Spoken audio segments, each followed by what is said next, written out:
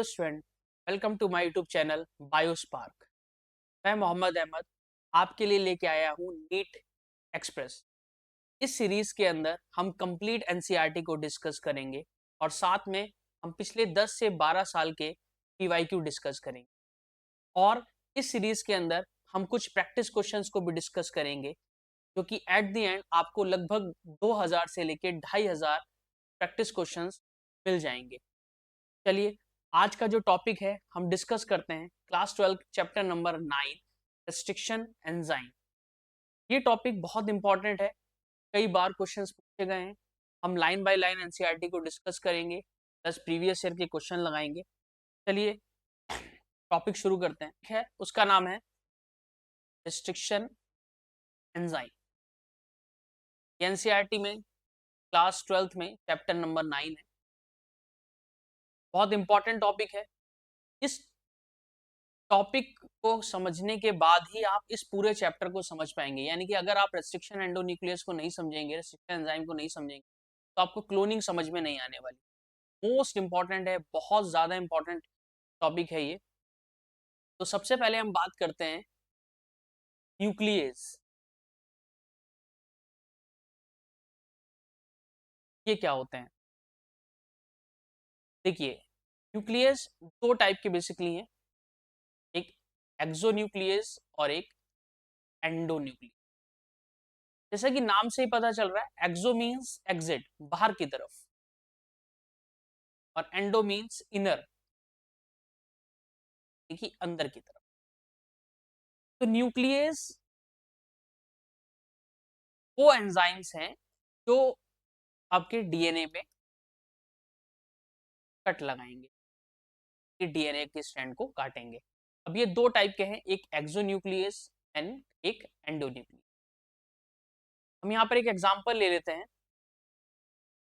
मान लेते हैं कि हमारे पास एक डीएनए की स्ट्रैंड है 5',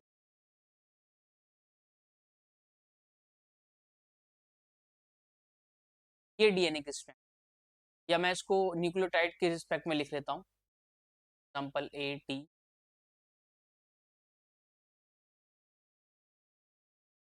जाएगा टी ए। फॉर एग्जांपल ये हमारे पास एक डीएनए का, अगर मान लीजिए कट यहाँ लगे, फॉर एग्जांपल ये सी और सी के बीच में यहाँ पर अगर कट लगे, क्या होगा? ये डीएनए स्ट्रैंड दो हिस्सों में हो जाएगी, ब्रेक हो जाएगी। तो ये कट आपने देखा इनर, अंदर की साइड में लगा है। इट्स मीन जो कट अंदर की साइड में लगा है वो कौन लगाएगा? एंडोन्यूक्लियस। फॉर एग्जांपल अगर ये बाहर का हिस्सा कट होता, ये एग्जिट बाहर की साइड, तो जो एंजाइम कट लगाता उसको बोलते हैं एक्सोन्यूक्लियस। तो जो इनर साइड में लगाएगा वो एंडोन्यूक्लियस, और जो बाहर की तरफ लगाएगा वो एक्सोन्यूक्लियस। अब इसी के रिस्पेक्ट में कॉन्सेप्ट निकल के आता है, एक एंजाइम निकल के आता है जिसका नाम है रिस्ट्रिक्शन एंडोन्यूक्लियस, या इसको आप बोलते हैं ब्रॉड टर्म में रिस्ट्रिक्शन। रिस्ट्रिक्शंस मीन कि वो कट लगाएगा, डाइजेशन करेगा, कट लगाएगा। कहाँ कट लगाएगा? दूसरी बात है double standard DNA, double standard DNA में कट लगाएगा। अब ये एंजाइम कट कैसे लगाता है, कैसे चीजों को करता है, उसको समझते हैं। देखिए, कट लगाने से पहले हमको ये तो पता होना चाहिए कि कट लगाना कहाँ है। भाई हमें अगर डीएनए को काटना है तो कहाँ काटना है, तो हमें वो चीज पता होनी चाहिए। फॉर एग्जाम्पल कि हमारे पास एक डीएनए का स्ट्रेच है, दोबारा से एग्जाम्पल ले, फॉर एग्जाम्पल मेरे पास ये डीएनए का एक,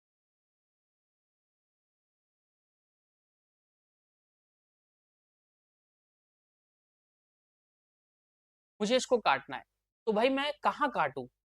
फॉर एग्जाम्पल कि ये डीएनए बहुत बड़ा है, इसमें 1000 बेस पेयर है। लेट्स से कि इसमें 1000 बेस पेयर का ये डीएनए, 1000 बेस पेयर में कहाँ कट लगाना है ये तो पता होना चाहिए।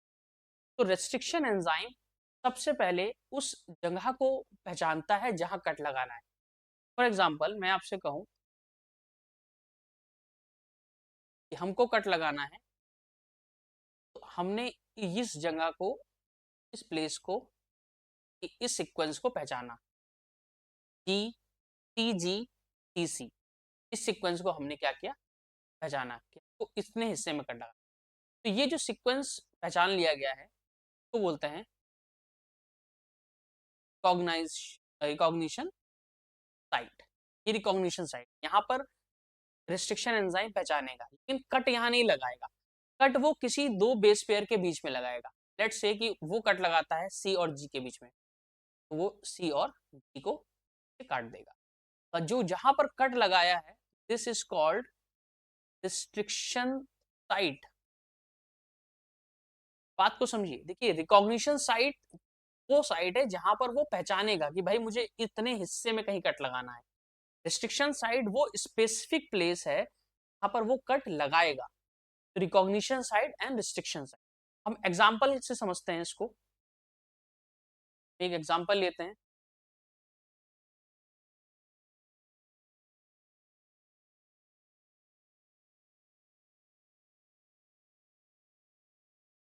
फॉर एग्जाम्पल ये देखिए, मैंने यहाँ पर आपके 3 एंजाइम लिखे हैं, Bam H1, Eco R1 and Hind third.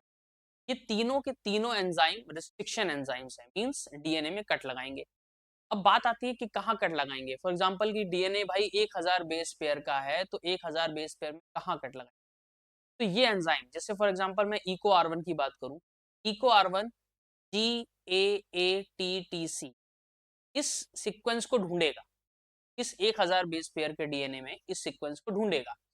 जहां पर ये सीक्वेंस मिल गया GAATTC को बोलते हैं रिकॉग्निशन साइट।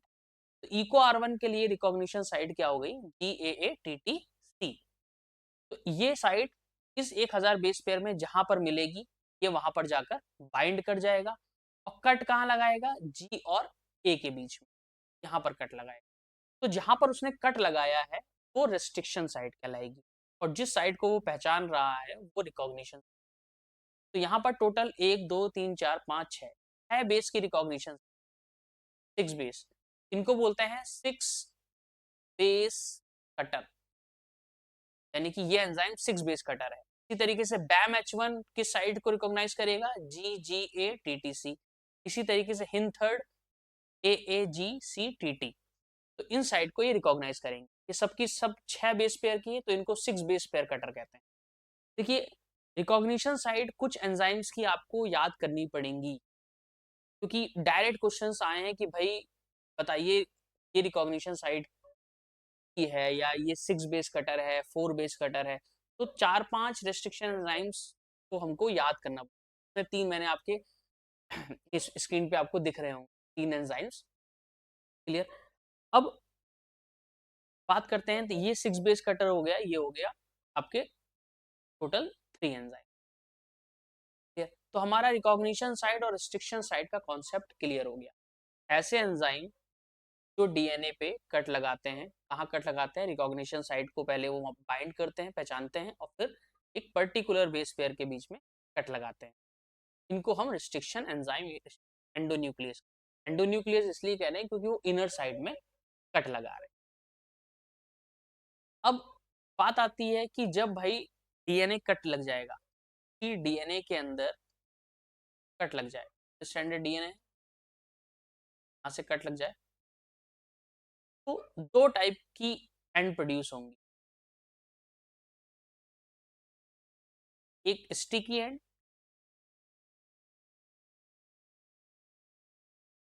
और दूसरी ब्लंट एंड। अब स्टिकी एंड और ब्लंट एंड का क्या कॉन्सेप्ट है, देखिए मान लीजिए कि ये हमारे पास डबल स्टैंडर्ड डीएनए है। अगर मैं इसको ऐसे काटूं सीधा सीधा, ये 2 हिस्से हो जाएंगे इस तरह। ये देखिए ये हिस्सा क्या कहलाएगा, ब्लंट एंड, ब्लंट है। स्टिकी कैसा होगा, और स्टिकी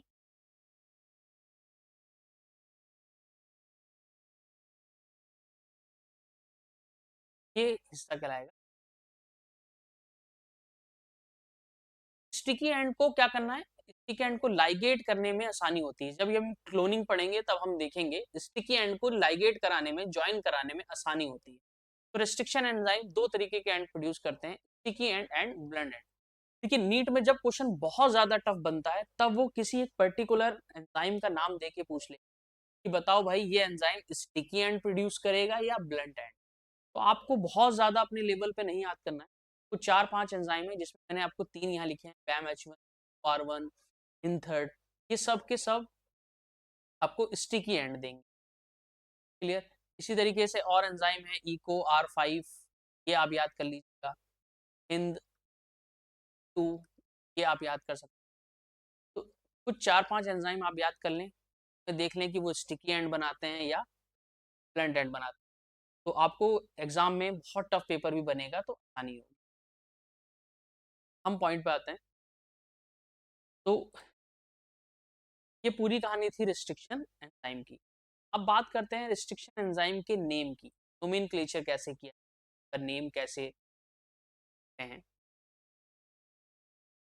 तो यहाँ पर हमने आपको एक एंजाइम का नाम लिखा हुआ OR1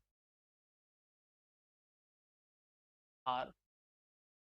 इसी तरीके से एंजाइम है हिंद सेकंड, इसी तरीके से एंजाइम है हिंद थर्ड, इसी तरीके से एंजाइम है बैम H1।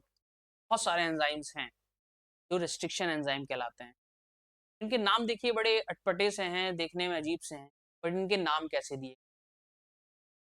इनके नाम का पहला जो लेटर है, यहाँ पर अगर हम इसकी बात करें, पहला लेटर हमेशा जस्ट लिखा जाएगा, चिड़सिया।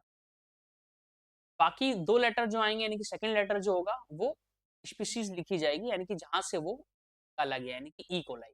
यानी कि ये enzyme E coli bacteria isolate किया गया है। और जो ये वाला टर्म होगा, यानी कि तीसरा आप कह सकते हैं लेटर होगा, ये स्ट्रेन को ड्राइव करेगा। ये किस स्ट्रेन के लिए, कि ई कोलाई की RY13 स्ट्रेन ली गई। और जो ये रोमन नंबर में लिखा जाएगा ये होता है ऑर्डर ऑफ आइसोलेशन या ऑर्डर ऑफ डिस्कवरी। ये पहला एंजाइम है जो इस से निकाला गया है। ये पहला एंजाइम यानी कि ई कोलाई ली गई है और स्ट्रेन ली गई है R13, और इससे ये पहला एंजाइम। इस तरीके से एंजाइम का नोमेनक्लेचर किया जाता है। क्वेश्चन पूछे भी गए हैं नीट में, अभी हम डिस्कस करेंगे one by one.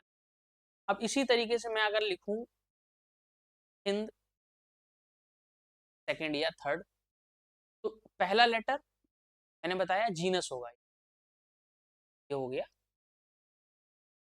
Haemophilus. Second बाकी ये दो लेटर ये आपके होंगे स्पीशीज, हीमोफिलस इन्फ्लुएंजा, ये डी स्ट्रेन, और ये सेकंड क्या है, ऑर्डर ऑफ।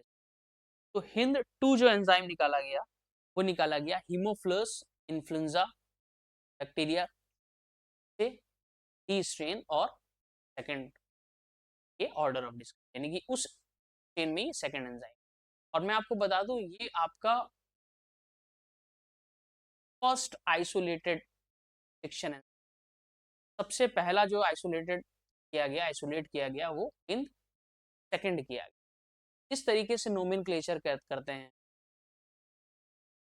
बैक्टीरिया का। चलिए इस पे क्वेश्चन देखते हैं, मैं आपको लाइव क्वेश्चन दिखा देता हूं ताकि आपको क्लियर समझ में। क्वेश्चन कह रहा है the restriction enzyme in the 2 was isolate, कहां से आइसोलेट। तो मैंने आपको बताया, अब देखिए आपको ऑप्शन नहीं भी आते हैं, आपको नोमेनक्लेचर तो आता है।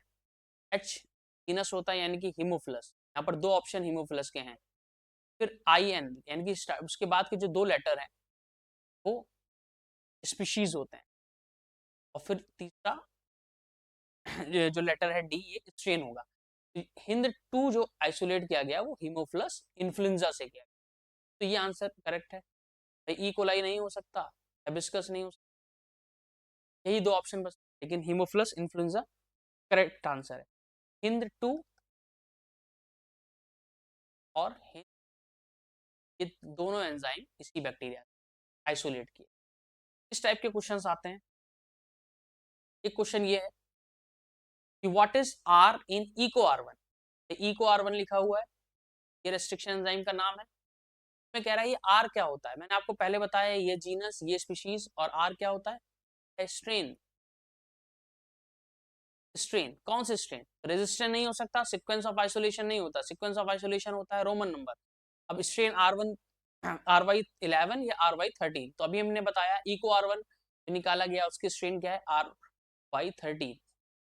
RY13 is correct answer. इस टाइप के क्वेश्चंस आते हैं।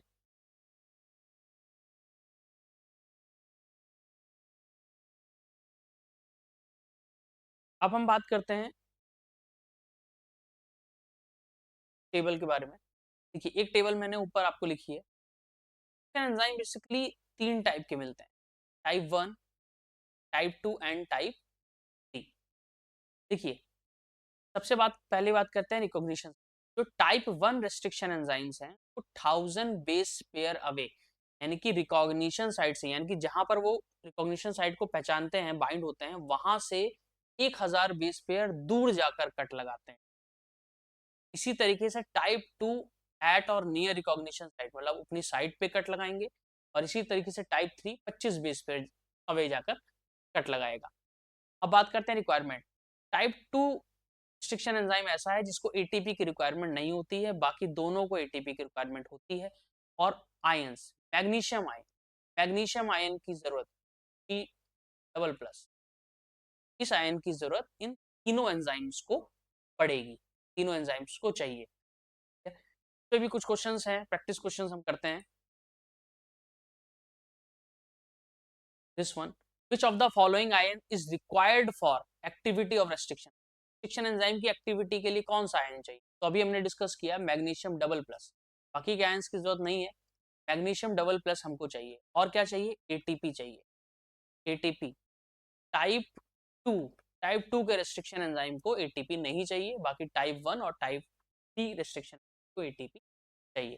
तो ये क्वेश्चंस भी इन फ्यूचर पूछा जा सकता है कि कौन सा आयंस चाहिए, क्योंकि रेस्ट्रिक्शन एंजाइम से बहुत क्वेश्चंस अलग अलग एंगल से पूछे गए हैं। आयंस पे क्वेश्चन नहीं पूछा गया कि रेस्ट्रिक्शन एंजाइम्स को नीड क्या है, इस टाइप का क्वेश्चन अभी तक नहीं पूछा।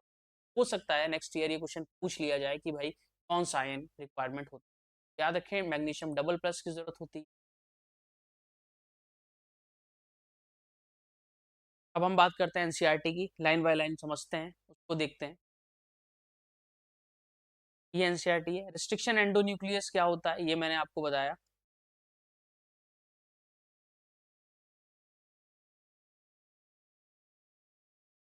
ये डिस्कस हम कर चुके हैं।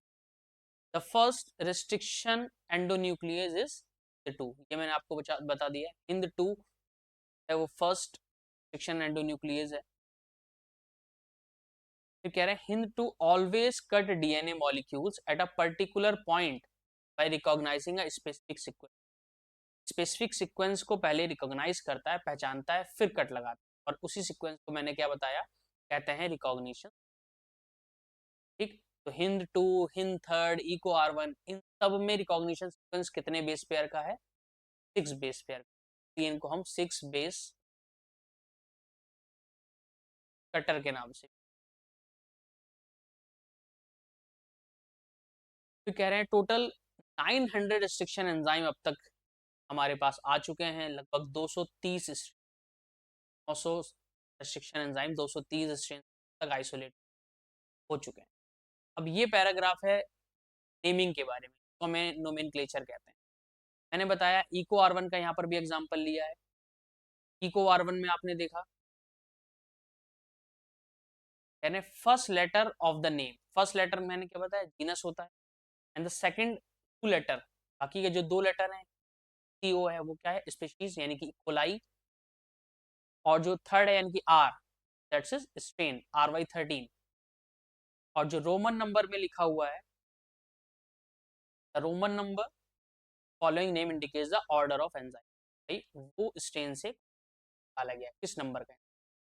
फिर हमने आपको बताया कि न्यूक्लियस एंजाइम दो टाइप के हैं, एक्सो न्यूक्लियस जो बाहर की तरफ कट लगाएंगे, एंड एंडो न्यूक्लियस जो विद इन द डीएनए अंदर की तरफ कट लगाएंगे। यहाँ पर भी लिखा है endonuclease makes cut at a space within the DNA, clear. और exonuclease removes nucleotide from the end of their DNA. Exo मतलब बाहर की तरफ, ये एंड ऑफ द डीएनए में, बाहर की तरफ, और ये with in the DNA.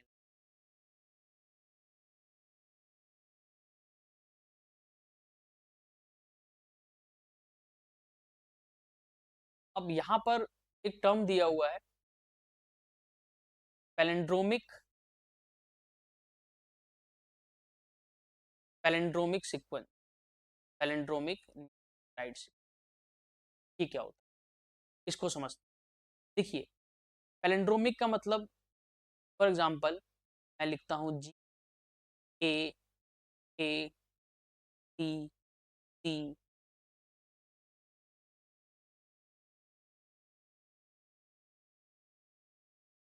T, आ जाएगा जी ए ए टी।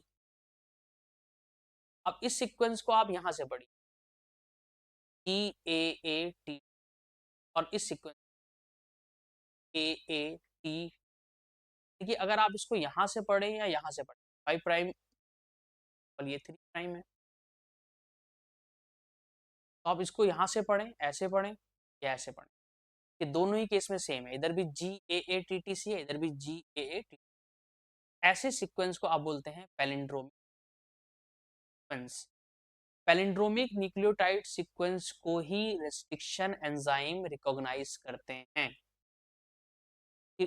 यहाँ पर आपको जो दिख रहा है जी, ये पैलिंड्रोमिक सीक्वेंस, पैलिंड्रोमिक सीक्वेंस को ही रेस्ट्रिक्शन एंडोन्यूक्लियस देगा और कट लगाएगा। देखिए, इस पे एक मैं क्वेश्चन आपको करके दिखाता हूँ।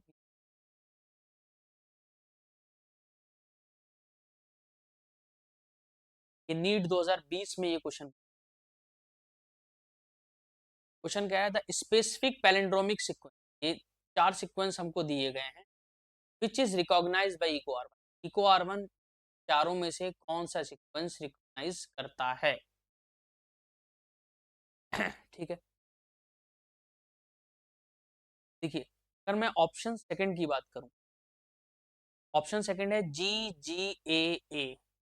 अब यहाँ से पढ़ के देखते हैं, जी जी टी टी, तो यानी कि सेकंड वाला जो ऑप्शन है ये पैलिंड्रोमिक है ही नहीं, ये तो हो ही नहीं सकता। थर्ड वाला पैलिंड्रोमिक है भाई, तो यहाँ से पढ़े यहाँ से पढ़े बिल्कुल सेम आ रहा है, पैलिंड्रोमिक है। फोर्थ वाला ही पैलिंड्रोमिक है।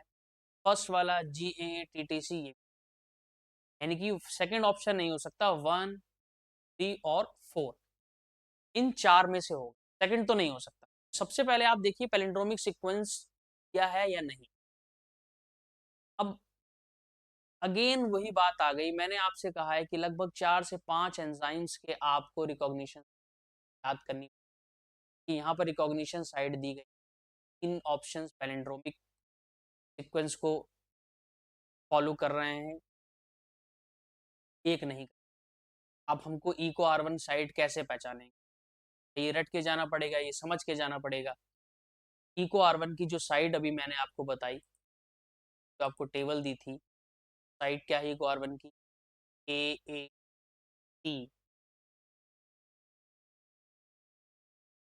ए ए।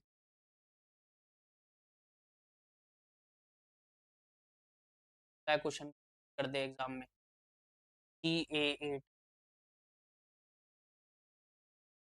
ए, ऑप्शन फर्स्ट वाला इज करेक्ट। ये फर्स्ट वाला ऑप्शन रिकॉग्निशन साइड है इको आर वन की। अब हो सकता है आपसे बैम एच वन की पूछ ले कि भाई बैम एच वन की रिकॉग्निशन साइड बता दीजिए, इको आर फाइव की बता दीजिए। 4-5 टाइम्स जो मैंने अभी आपको बताया याद कर लीजिए, तो ऑलमोस्ट उससे आपका काम हो जाएगा। इस तरीके के क्वेश्चन जो आते हैं ये बहुत थियोरेटिकल बेस हैं, आपको एग्जैक्ट पता होना चाहिए। इस टाइप के क्वेश्चन में आप सबसे पहले पैलिंड्रोमिक सीक्वेंस को एलिमिनेट करिएगा, जो पैलिंड्रोमिक नहीं है उसको तो ऑप्शन से आप हटाई दीजिए। Option 1 is correct answer. तो पैलिंड्रोमिक सीक्वेंस को आपको समझ में आ गया होगा।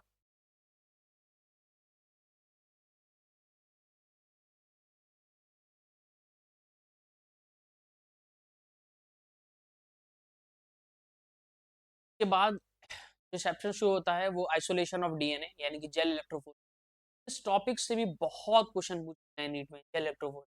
इस टॉपिक्स को हम नेक्स्ट वीडियो में डिस्कस करेंगे, बहुत डिटेल में डिस्कस करेंगे, प्रीवियस ईयर के क्वेश्चन लगाएंगे, प्लस साथ के साथ हम इसके कॉन्सेप्ट बेस्ड भी न्यूमेरिकल्स करेंगे, सॉल्व करेंगे। तो इतना ही था इस बुक के अंदर, इस एनसीईआरटी की बुक में, जो रिस्ट्रिक्शन एंजाइम के बारे में था। अब हम कुछ प्रीवियस ईयर के क्वेश्चंस की प्रैक्टिस करते हैं वन बाय वन। चलिए क्वेश्चन सॉल्व करते हैं। ये नीट 2022 में क्वेश्चन पूछा गया, लेटेस्ट क्वेश्चन है। क्वेश्चन कह रहा है, स्टेटमेंट 1 है, restriction endonuclease, endonuclease recognize specific sequence to cut DNA known as palindromic nucleotide sequence. बिल्कुल सही आंसर, बिल्कुल करेक्ट है। अभी हमने जस्ट ही इनकी स्टेटमेंट 1 जो है वो ट्रू है, ट्रू। स्टेटमेंट 2 देखते हैं, restriction endonuclease cut the DNA stand little away from the centre of the palindromic. अभी जो मैंने आपको टेबल दिखाई थी उसमें मैंने आपको बताया था, नियर या तो उसके पास काटता है या एट उसके ऊपर काट देता है। क्लियर? यानी कि स्टेटमेंट 2 है वो भी स्टेटमेंट, बोथ स्टेटमेंट्स। नेक्स्ट बढ़ते हैं। ये क्वेश्चन 2021 में पूछा गया नीट, लेटेस्ट क्वेश्चन है। क्वेश्चन कह रहा है, specific recognise sequence, specific recognise sequence identify by endonuclease to make cut. भाई रिकॉग्नाइज सीक्वेंस को क्या बोलते हैं? मैंने आपको बताया पैलिंड्रोमिक, पैलिंड्रोमिक नेचर का होता है। डी नेचर प्राइमरी सीक्वेंस नहीं हो सकता, ओकाजाकी सीक्वेंस नहीं हो सकता, है पैलिंड्रोमिक न्यूक्लियस। तो answer C is correct. Next question की तरफ बढ़ते हैं। Choose the correct pair, correct pair बताना है। देखिए, एक्सोन्यूक्लियस, एक्सो मतलब जो बाहर की तरफ कट लगाता है। ये कह रहा है makes cut at a specific position with in DNA, with in DNA नहीं करता है, डीएनए के बाहर, बाहर की तरफ कट लगाता है, डीएनए के अंदर की तरफ कट नहीं लगाता है, तो ये इनकरेक्ट है भाई। लाइगेज हम जानते हैं join the two DNA strand, दो स्ट्रैंड को जोड़ता है, तो आंसर 1 इज करेक्ट। अभी कुछ एंजाइम्स बचे हैं जो हम नेक्स्ट लेक्चर में डिस्कस कर लेंगे, जैसे पॉलीमरेज है, लाइगेज है, एल्कलाइन फास्फेटेज है। कुछ एंजाइम्स हैं जो चैप्टर्स में शायद ना दिए हों, उनको हम अलग से डिस्कस कर लेंगे, ताकि आपके सारे तरह के क्वेश्चन, एट दी एंड आपको सब कुछ डेटा इस चैनल पे मिल जाएगा। हम कर चुके हैं। नेक्स्ट क्वेश्चन, नीट 2020 का ये question, identify the wrong statement with regards to restriction. Enzyme के रिगार्डिंग स्टेटमेंट जो गलत है उसको पता करना है। देखिए, पहले सही वाले पता कर लेते हैं।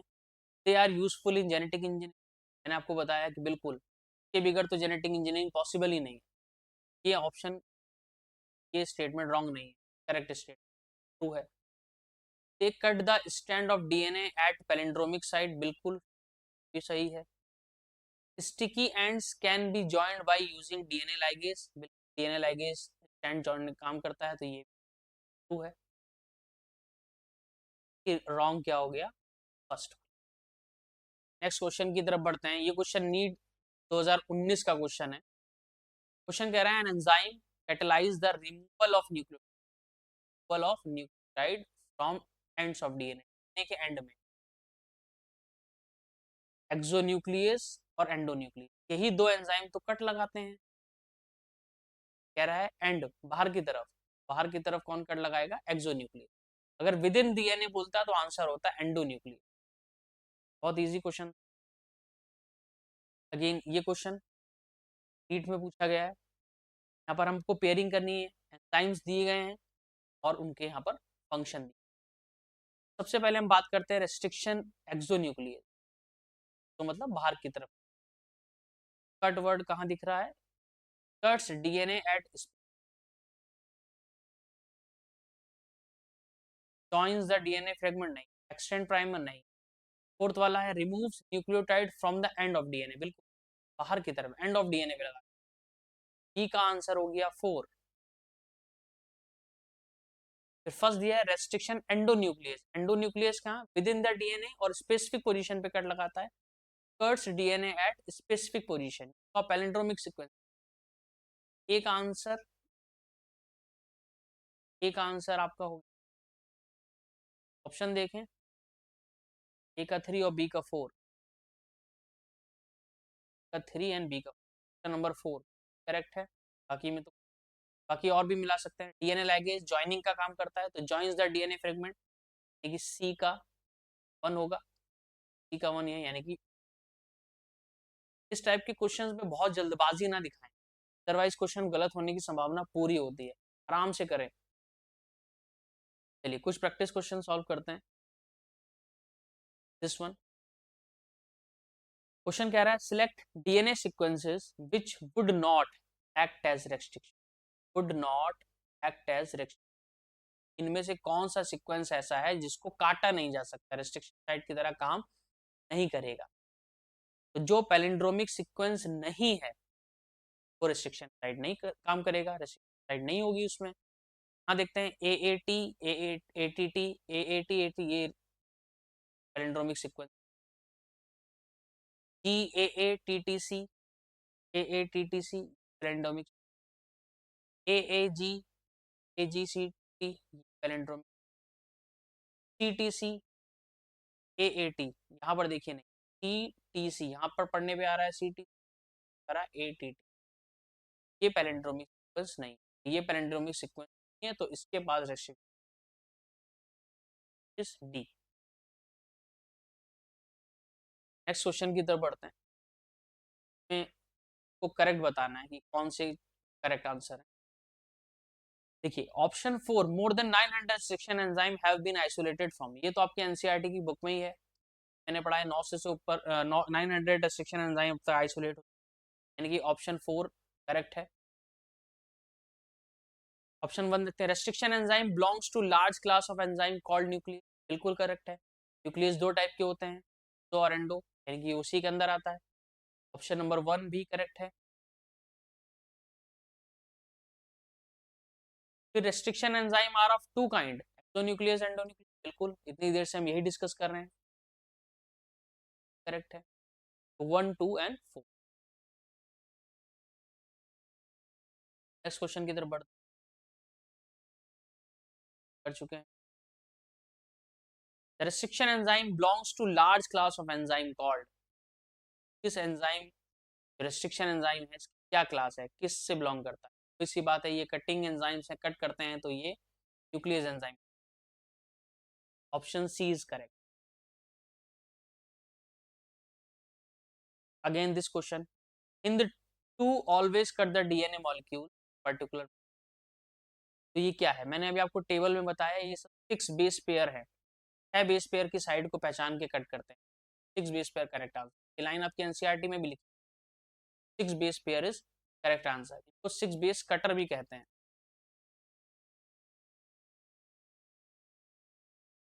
नेक्स्ट क्वेश्चन है, exonuclease catalyse which type of substance, exonuclease किस टाइप के substance.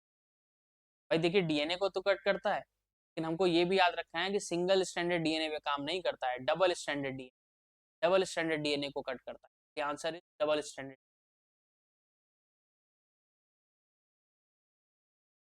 Next this question, which statement is और are true for restriction, restriction enzyme के लिए इन चारों में से कौन से ट्रू है। तो पहला है restriction enzyme can produce blunt और स्टिकी एंड, बिल्कुल ब्लंट एंड भी प्रोड्यूस कर सकते हैं, स्टिकी भी, तो first is correct. Second, restriction enzyme can recognizes the same target site but cleave at different position, options पे भी आएंगे। ऑप्शन 3 है restriction enzyme is main tool for cloning, बिल्कुल सबसे जरूरी टूल है क्लोनिंग के लिए, जेनेटिक इंजीनियरिंग के लिए, रिकॉम्बिनेंट डीएनए टेक्नोलॉजी के लिए एंजाइम नहीं यूज करेंगे आप क्लोनिंग वगैरह नहीं कर सकते, तो option 3 is correct. Restriction enzyme can isolated from bacteria and fungi, नहीं फंगस से नहीं होता, सिर्फ और सिर्फ बैक्टीरिया से आइसोलेट किया गया है, ये ऑप्शन गलत, ऑप्शन 4 गलत है। अब ऑप्शन 2 की बात करते हैं, restriction enzyme can recognise the same target site but cleaved at different, बिल्कुल देखिए तो मैंने आपको साइड लिखी थी GAATC नंबर, तो एंजाइम हो सकता है और भी एंजाइम साइड को पहचान ले। ये जो साइड मैंने आपको लिखी है वो लिखी है eco R1, Eco R1। Eco R1 इस साइड को पहचानता है। हो सकता है दूसरा एंजाइम कोई और हो, कोई एक्स एंजाइम है, वो भी इस साइड को पहचान ले, लेकिन इको R1 कट लगाता है यहाँ पर। हो सकता है वो जो दूसरा एंजाइम है वो कट लगा दे यहाँ पर या यहाँ पर, कहीं पर भी। तो कहने का मतलब है एक से ज्यादा enzyme same palindromic sequence side को पहचान सकते हैं, लेकिन कट वो अलग अलग जगह पर लगाएंगे। ऑप्शन सेकंड भी करेक्ट है, option 4 incorrect. 1, 2 and 3 option. Next question देखते हैं। Which of the following does not affect the activity of restriction enzyme? restriction enzyme की एक्टिविटी को अफेक्ट नहीं। बफर कॉम्पोजिशन करता है। बफर कॉम्पोजिशन रिलेटेड है पीएच से, कि अगर आप पीएच को घटा देंगे बढ़ा देंगे तो किसी भी एंजाइम की एक्टिविटी पर इफेक्ट पड़ता है। याद रखिए, रेस्ट्रिक्शन एंजाइम की बात नहीं है। अगर आप पीएच को घटा दें बढ़ा दें या टेम्परेचर को घटा बढ़ा दें, तब इस केस में हर एंजाइम की एक्टिविटी पे तो बफर कॉम्पोजिशन और टेम्परेचर से तो इफेक्ट पड़ेगा। फिर मेथाइलेशन ऑफ डीएनए से इफेक्ट नहीं है। फिर लेंथ ऑफ डीएनए फ्रेगमेंट, इससे कोई इफेक्ट नहीं होगा, नॉट अफेक्ट। लेंथ चाहे छोटी हो या बड़ी हो, तो length of DNA fragment affect नहीं करता एक्टिविटी। मेथाइलेशन की बात यहाँ पर आई, मेथाइलेशन बता देता हूँ। एक क्वेश्चन आता है कि भाई बैक्टीरिया है, बैक्टीरिया के अंदर तो ये एंजाइम है ना, रेस्ट्रिक्शन एंडोन्यूक्लियस एंजाइम है। बैक्टीरिया के पास अपना भी डीएनए है, डीएनए है एंड प्लाज्मिड भी। इसके पास तो भाई रेस्ट्रिक्शन, तो ये रेस्ट्रिक्शन एंजाइम इसको क्यों नहीं काट देता? भाई इसके अपने खुद के डीएनए को काट दे? नहीं, बैक्टीरिया का डीएनए क्या है, मेथाइलेटेड है, यानी कि मेथाइल ग्रुप लगा हुआ है। वहां पर मेथाइल ग्रुप लगेगा, वहां पर रेस्ट्रिक्शन एंजाइम की एक्टिविटी फेल हो जाती है। इस वजह से बैक्टीरिया के अपने खुद के डीएनए को रेस्ट्रिक्शन नहीं कट कर सकते। नेक्स्ट क्वेश्चन की तरफ बढ़ते हैं। क्वेश्चन कह रहा है restriction endonuclease recognize palindromic sequence in DNA. बिल्कुल ट्रू, पैलिंड्रोमिक सीक्वेंस को ही पहचानता है। Palindromes read the same 5 to direction on both. बिल्कुल, इधर से आप रीड करें या इधर से, बिल्कुल सेम रहता है। तो both are correct. Next question की तरफ बढ़ते हैं। कह रहा है restriction enzyme protect bacteria from viral DNA. True, virus अगर बैक्टीरिया पे अटैक करता है तो ये बैक्टीरिया अपने रेस्ट्रिक्शन एंजाइम से वायरस के डीएनए को किल कर देता है, इसीलिए वो रेस्ट्रिक्शन एंजाइम उसके पास है। ये ट्रू है। रीजन है bacterial DNA contains methyl group at recognition site which prevents restriction enzyme activity. ये भी मैंने आपको, ये भी ट्रू है, बोथ ट्रू। क्या एक जो बैक्टीरियल का डीएनए है, बैक्टीरिया के डीएनए के पास क्या है, मिथाइल है। मिथाइल ग्रुप की वजह से डीएनए बच जाता है बैक्टीरिया। यदि मिथाइल ग्रुप नहीं होता तो रेस्ट्रिक्शन एंजाइम बैक्टीरिया के डीएनए को खुद डाइजेस्ट कर देता। तो bacterial DNA contains methyl group, methyl group होने से रेस्ट्रिक्शन एंजाइम के लिए अब काम। ये पूरा लेक्चर था रेस्ट्रिक्शन एंजाइम के बारे में। हमने इसमें पीवाईक्यू सॉल्व किए, कुछ तो मैंने अपनी तरफ से क्वेश्चन क्रिएट किए थे प्रैक्टिस को, वो हमने सॉल्व किए, एनसीईआरटी देखा। होपफुली इतना इनफ है समझने के लिए, करने के लिए। बाकी आपकी प्रैक्टिस पे डिपेंड है, जितना ज़्यादा आप अच्छे पढ़ेंगे सब। और इस लेक्चर से रिलेटेड अगर आपको कोई भी क्वेरी है, कोई भी क्वेश्चन है जो चीज़ नहीं समझ में आया, तो आप कमेंट सेक्शन में #AskBeFiker लिखकर से पूछ सकते हैं। मैं हमेशा अवेलेबल हूँ आपके लिए, हमेशा उसका आंसर दूंगा। होपफुली ये लेक्चर आपके लिए फ्रूटफुल रहे, समझ में आया होगा। आगे हम और चीज़ें पढ़ेंगे, लगातार अपडेट आते रहेंगे हमारे चैनल।